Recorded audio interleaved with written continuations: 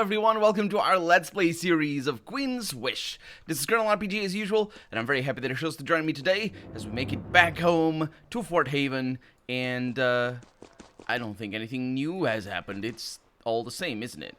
I think so. In the meantime, something new has happened. Since the last time we were here, we went down south and basically freed a bunch of slaves and cleared out the mines because there were some monsters in there, namely snakes that Jeff doesn't like. He doesn't like snakes. What kind of monster is he? Stonehouse awaits your command with his familiar combination of fatigue and disdain. Any messages for me? The portal has been humming alarmingly. This usually signifies that someone back at Shireen's palace wants to speak with you. Someone is waiting for you in Miranda's office. There is some issue that requires your judgment. Okay. I'll see you later then. So Kakambo over there is in the office. So let's see. Oh, the voice of your mother emerges from the portal. So, Jeff, have you found the Vol? A good vassal state, hard-working, organized. There's only one problem, but it is a serious one. Yeah, I think I know. I don't know that our character knows, though. What is it? You can sense her leaning toward the portal, ready to excitedly fling facts at you. It is unstable, and more so every year. The Masha have grown too few and too weak. Yeah, of course you would say that. The Owen have grown too many and too angry. I wonder why. The place is constantly on the edge of rebellion. Fortunately, we have stabilized it. The Masha, the onus in their tongue.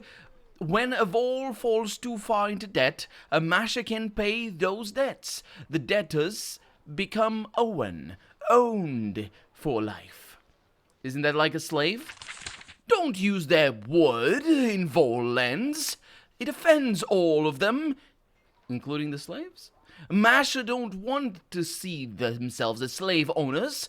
Owen don't want to see themselves as slaves. They're both proud in their ways.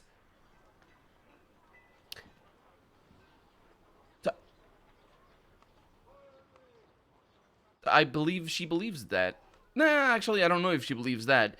The only way for that to make sense is for the Owen to be like, oh, we're not slaves, we're Owen. Owen. The Owen? A lifelong servant, marked with a line on the cheek. Of course, if the Owen's debt is too great, the Owen's children will be put into servitude too. Each line on the Owen's cheek means one generation of servitude. Unfortunate people. And what have you done about this? I did what I always do. What is best for the people of Haven. We provide the Masha with a force they need to keep order and prevent anarchy. In return, they trade with us. With very good terms, I might add. Very profitable. And then the calamity happened. The Masha stopped giving us what they owe for our help. You should rectify that. Yeah. The text is written... The line is so finely walked throughout the two things. Like, without this line... Or rather, this specific line over here, very profitable here, it's not needed. She didn't need to say that. And in fact... She probably wouldn't say that, but because she says that, she's almost, but not quite, like a caricature. And that allows me... That's what sort of makes me think that this is going in a different direction. If it isn't, well, the caricature is there, so the text works by itself as well. So I suppose we'll see where we're going. We'll see the journey our character is going to take, but still. I wonder what, like, the Vol... It's the first state that we're... it's also interesting that they say the word state, not country, which are two different things, but also can mean different things. I don't know if in this context, certainly they do mean different things in real life, but yeah, it's the first state that we find the Vol here, and it's red, and like it's immediately obvious the off-balance support that they added to the country to basically make them Haven's vassal I wonder if the other ones are gonna be like that. I wonder if it's gonna be as blatant or as like immediately obvious. I don't know. Did you ever try to reduce the cruelty of the situation? Reduce the cruelty of the situation. Spoken like... I'm not gonna say anything. Perhaps... Oh, these are options. Okay. Oh. Okay, I thought it wasn't an option. And yeah, so that makes sense as an option. So what I was gonna say wouldn't have made sense. Perhaps someone should help the Owen. Let's see what she says. I thought you might think so. I know you have had flashes of morality. I give you the Vol to experiment on. If you think you can remake them successfully, you have my leave to try. Excuse me, I am called away. And her voice fades. And Stonehouse sighs. Yeah. No, that's not the quick save key. That's the quick save key. Cacambo. This person is waiting for an audience. Speak with Chief Miranda to find out what is going on. Absolutely, I will. You find Chief Miranda speaking with a soldier. He leaps to attention when you enter, dirty and battered from battle. Miranda says, "Greetings, Prince. I'm happy. I have a happy duty today." Go on. She indicates the soldier. This is Cacambo, serving with the South Battalion on the border with Vol lands. Recently decorated for bravery. His commander gave him permission to see you. Why? The South Battalion took up position right outside the walls at the border of Vol lands. When they came close, enemy archers attacked. Cacambo was the first to scale the walls and slew 10 of the enemy. He was offered a commendation by his commander. Instead, he asked to see you to ask for a boon. I will hear what you want. Cacambo kneels. I ask to return to Haven. I feel my heroism has earned that much. Please commend me for my deeds by sending me home. Miranda is surprised. When I allowed you to come here, I didn't realize you wanted to abandon your post. Then they remember your presence and are silent. Why do you want to leave? I have a year left in my service, but my family and farm need me. Miranda asks, are the other soldiers any different? Cacambo says, not all. Some are career soldiers, others, I wish them the best of luck, and I hope they are rewarded for bravery like me. Why aren't you bothering your superiors with this? I asked our general. He was angered by my request. That was when I sent a message to the chief here. She let me come. Miranda is deeply embarrassed. I can save her that embarrassment by letting him go. I don't really see the reason why I wouldn't. If it's his wish. But more importantly, I wonder what this means for what the other soldiers are feeling. Haven is grateful for your efforts. Thank you, Prince. I've come to a decision. Both Chief Miranda and did I say Cacambo? Cacambo.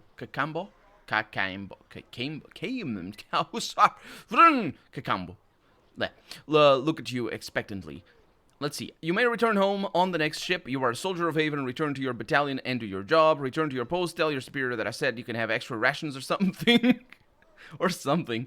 Have him flogged for the rank cowardice of rank cowardice. That's interesting. Of trying to abandon his fellows, then send him back to his battalion. I didn't learn what flogging was until recently. Well, actually, I don't know for sure. Isn't that waterboarding? Isn't that just basically what... No, wait a minute. Waterboarding is a different type. It's a different type of torture. Flogging is, I think, when you put a rag above somebody's face. Well, I say above. I mean on somebody's face and then drench the rag in water. So I think that's how it is. Waterboarding would be submerging people in water to force them to cause the same bodily reaction as when they're drowning, which causes extreme distress, and there's some other side effects related to that.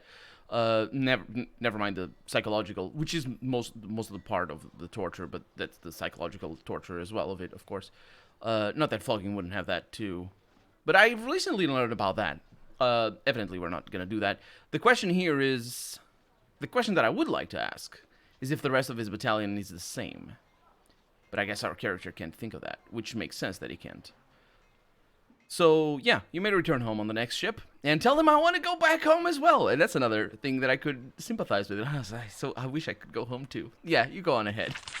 Kakambo is surprised. Chief Miranda is very surprised. She says, I will arrange discharge papers and send him home on the next boat. I said ship. Okay. I hope your compatriots survive without your help, Kakambo. He says, I am most grateful, Prince. I will spread word of your generosity. And the audience ends. Okay. Chief Miranda sits at her desk surrounded by maps, ledgers, rosters, and the like. She is eager to help. That is great. So if I ask these, that's basically the previous questions. Okay. The quarry to the southeast has been retaken. You tell Miranda what happened. She says, you will be happy to know that stone is already coming to us. I made sure to place workers and guards near there so that they could get to work at once. But you say that you found some Owen there? Might I ask what happened to them? Yeah, I set them all free. Interesting. I'm not sure your mother will approve, but word of your merciful nature will get around. If you have time, there may be work to do in the Vol. Sure. I do want to do that. Can I ask that? There is this particularly active clan of bandits that call themselves the Rusty Barb.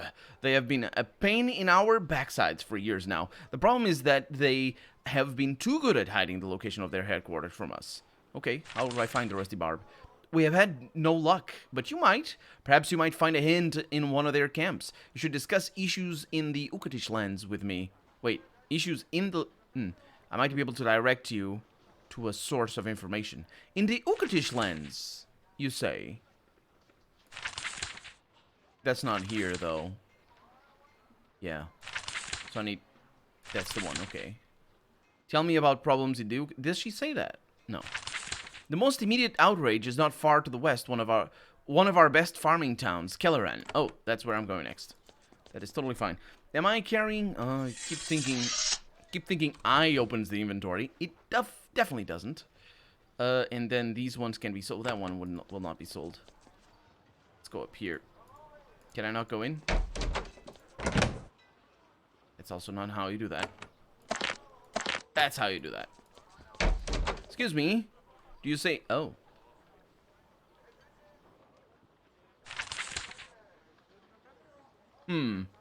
I've obtained resources. I'm here on a mission. Is this the same?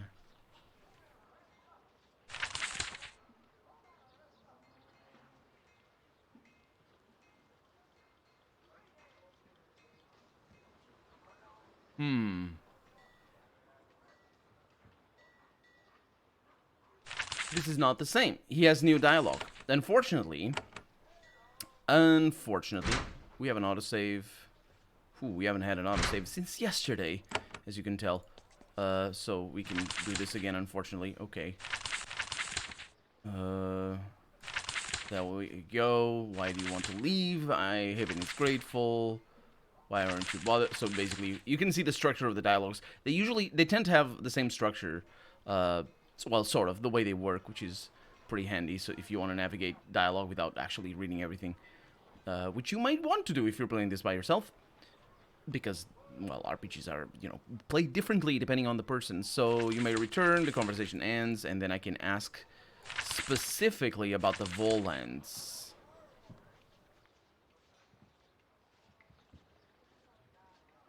Oh, I need to... Of course. Oh, interesting that she's still... that she still says that, she still says about that mission, even though I haven't turned it in, so it makes sense that she would ask that. So this is basically the same as before. Yeah. So I am correct in saying that we need to go west, and I sort of wanted to go west as well before. However... And you go over there. However, there's a new dialogue over here. Save always before you talk to anybody. Sage Harlan stands ready. What information may I provide, Prince? I have obtained supplies and soldiers for you. I am here on a mission from Queen Shireen. I've told you this before, but you are gonna act as if I didn't, because I wasn't supposed to talk to him. So I gathered. Your butler mentioned something about rebuilding this lost colony. It is long overdue. I can provide much information and guidance in your quest. All I need to know is the path you plan to follow. So that's why that line over there was so shocking, because I was gonna focus on that thing. I don't want to do that. And immediately the game told me, hey, we're not joking anymore. On that line, that happens if I choose that. So I will restore this colony and obliterate the enemies of Haven. I will restore this colony and begin peaceful trade with the nations of Sacramentum. And this time around, it's nations, not countries, or what was the other one? Was it what was the word that they use? States, yeah. Yeah, let's go with that. That is a relief. As much as I enjoy studying the nations here, they are still vassals of Haven. While their behavior has earned a stern punishment, if you wish to show mercy, we will learn from your wisdom. And the distinction between nation and state are quite, and never mind country, are quite different actually. And it's interesting that he says nations, but it doesn't specify. I'm going to assume that the nations that exist in this continent are basically the same as the states that exist in this continent, but they're not similar words. A nation is a group of people, and it can happen all over the world. You can have nations that are within other nations, or spread out, or even that, just groups of people that are connected, theoretically. I don't think there exists any like that, but connected only through the internet, for example. You can have a nation that's still technically a nation. I don't know if it exists or if there's any example that would qualify as that, but a nation is a group of people. That's what the word means. That identifies as strongly as a nation, obviously. Now, and whereas the state has a specifically political organization, and that's why a stateless nation exists, because it doesn't have. It's a nation without a state. Those exist, and there are a few across the world. That maybe before even some of them were state nations, or nation state. Well, nation states would be a different thing, but still, that's the distinction. Whereas a country is just an arbitrary definition, really. And the country is just a thing. You just say, "Well, that's a country." Okay, that's a country, really. Does it have a nation or a few nations in there? But yeah, and it's of course, countries closely related to states because of the political nature of the definition and the political nature of states. Anyway, so he says, I could use some information. Tell me about the lands. I could know more about the loss of this colony. Yeah, let's go with the first one. I could use some information. Of course, you may wish to know about the soldiers that have come under your control. Also, I'm sure you are interested in the portal downstairs. It is a great resource. How did you come to be here? Oh, it's a long story. I would hardly waste your time. No, please do. Well, I mean, don't, because hopefully it is a good story. Quite right. So, wait, what? Did I say the wrong thing just then? You are right. It would waste my time. Tell me. I was sent here by the Queen to study the 3 nations of Sacramentum, to learn about their cultures, resources, and opportunities for profit. Then the calamity happened. Early on, this fort scribe died of an illness. I asked to come home. Instead, I was told that I could best serve Haven by helping to run this fort. I have done so, studying the colony and the calamity as best I could, while watching it crumble. That is all. And again, another person wanting to go home. How can I restore the portal home? It must be fueled. To carry you home, it simply needs to be infused with quicksilver, a fair amount of quicksilver. Once that is done, you feel it timely, you can use the portal to return home. Where can I get so much quicksilver?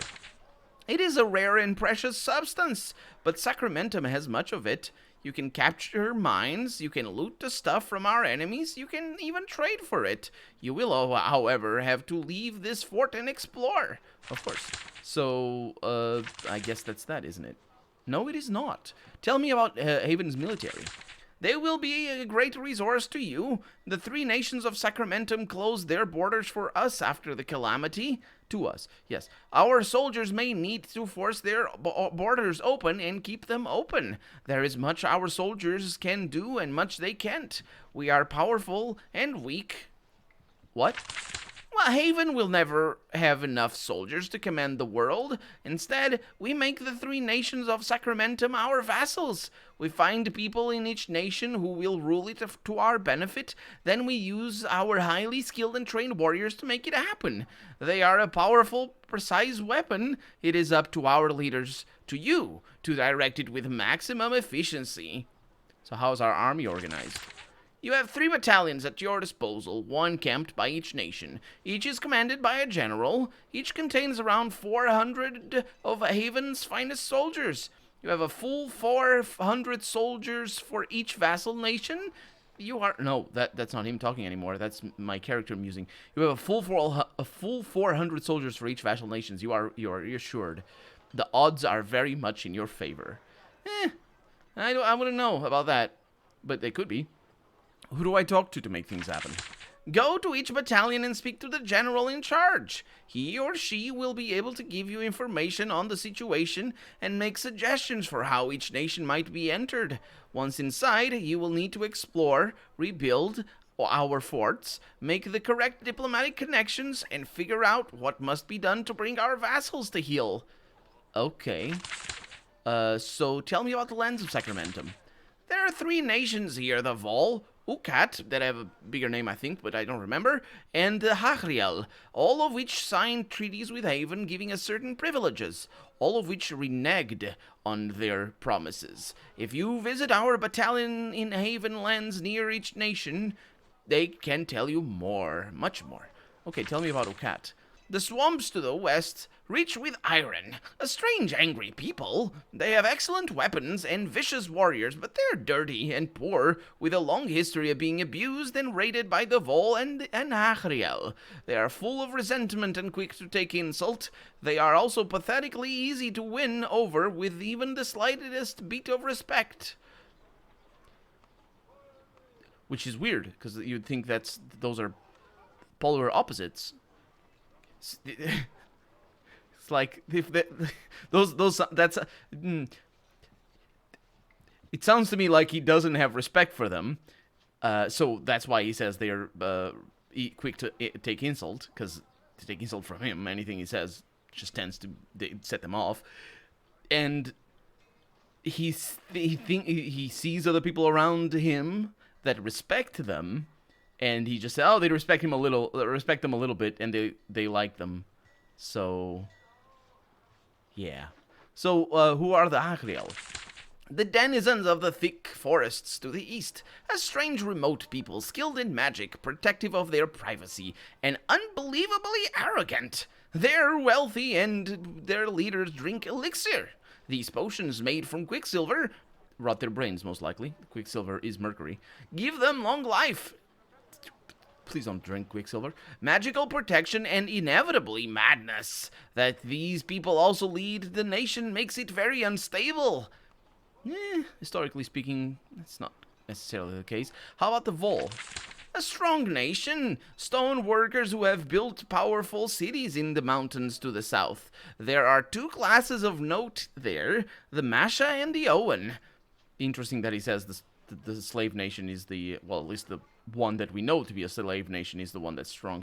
The Owen are people who fell into debt and were put into lifelong servitude. These are marked by lines tattooed on their face. The Masha owned the Owen. To gain power there, one must be Masha. Alas, the number of Owen has increased greatly, and rebellion is always close. Queen Shireen gained great advantage among the Masha by helping them control the Owen. It's important to note here that debt, fall into debt. This thing is not actually, historically speaking, this is used, well, it's not used as an euphemism, but it's closely related to certain types of servitude and certain types of slavery, which are obviously 2 different things, and in this case, these are blatantly slaves, naturally. but historically speaking, this is like people falling into that and selling themselves as slaves, or selling their years as slaves, or being earthbound. No, what's that? What's the word for that? Landbound, landlocked. That's kind of a name. The Romans had it, and I'm pretty sure there's other systems like that earlier than the Romans.